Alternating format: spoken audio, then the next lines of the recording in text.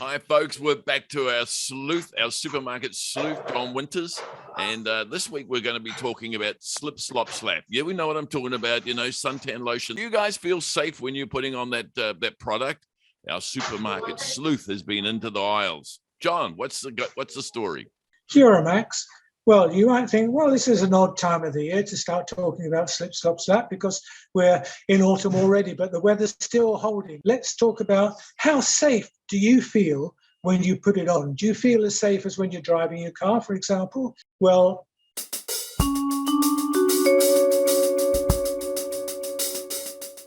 in this country, there is an organisation who are, Cosmetics NZ, who are producing rigorous tests on the slip, slop, slap that we're using. And that is really important because when you put that on, you are going out into the sun and you are totally relying upon what you've put on your skin. But is it safe? Is it all safe? So they're looking at it and they're doing rigorous testing, and there'll be something on the product that will show it's been done. But I would suggest when you do buy something, you buy it made in New Zealand because that's the safest. Don't just buy any old thing, made in New Zealand, and you're very safe if you do that. Advice again, thank you, John. I mean, that's really, really enlightening.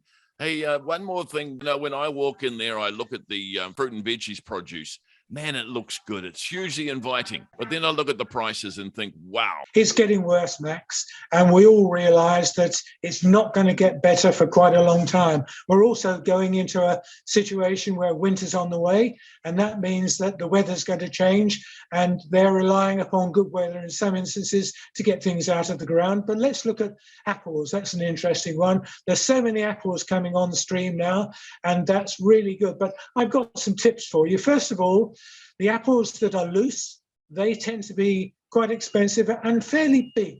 Now, why don't you, if you're, certainly for me, I'm looking for apples for my daughter's lunchbox, and I like the smaller ones because they fit in better. Look at the packaged ones and you'll find the smaller ones tend to be in packages, but before buying it, have a good look that you can see through the packaging. Just really turn it over and see what you're buying and see there's no bad apple at the bottom of the bag, as I was caught last week with a bad apple. And that's one suggestion. But the other suggestion I make is this. Now, we all fall into the trap of one-stop shop. And we want to do all our shopping in the one place, particularly at the moment, because the price of petrol is going up and up, although it has dropped down a bit for a while. But we still like to shop in one place and do it all there. Well, maybe in produce, that's not such a good idea.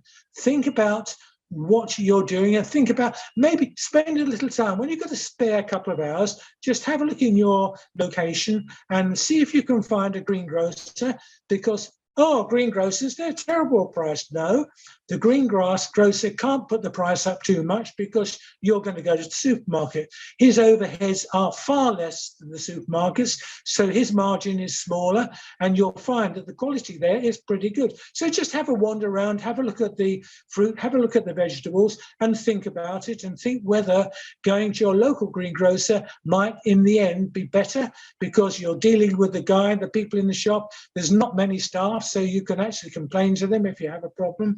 But I would suggest that. So I'll leave it there, but that's another tip for you.